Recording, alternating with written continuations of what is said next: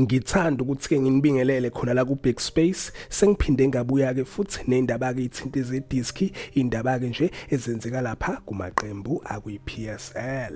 Ngiphethe-ke la udaba oluthinta i-Kaizer Chiefs, naye-ke lapha umhleli Mabuza, umdlali-ke wakhona la e-South Africa kodwa-ke obase le ePortugal.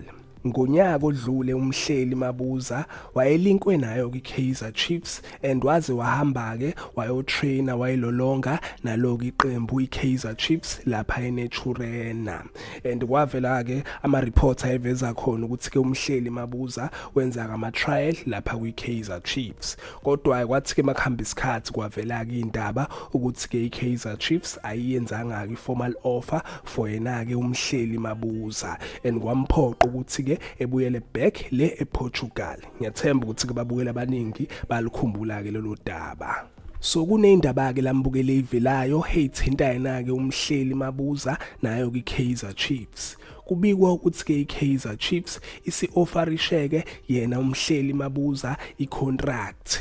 Bathi-ke iy'ngxoxo zisaqhubeka between i-Kaizer Chiefs naye-ke umhleli Mabuza neqembu lakhe lasePortugal. So indaba-ke lezi ivezwe ngamasource amaningi ahlukahlukene, amasource athembakele. And-ke naku umhleli Mabuza ngenkathi-ke elapha kwi-Kaizer Chiefs ngawo kunyaka odlule already wayenalo-ke iqembu le ePortugal.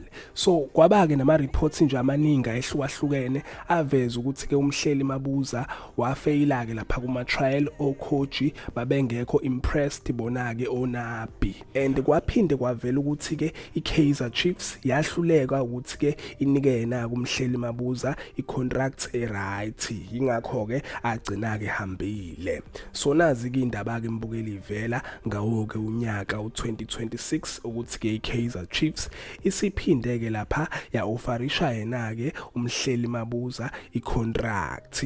Siyathemba ukuthi-ke maybe-ke iy'ngxoxo izohamba kahle bazomthola yena-ke umhleli Mabuza udlala as i-right back.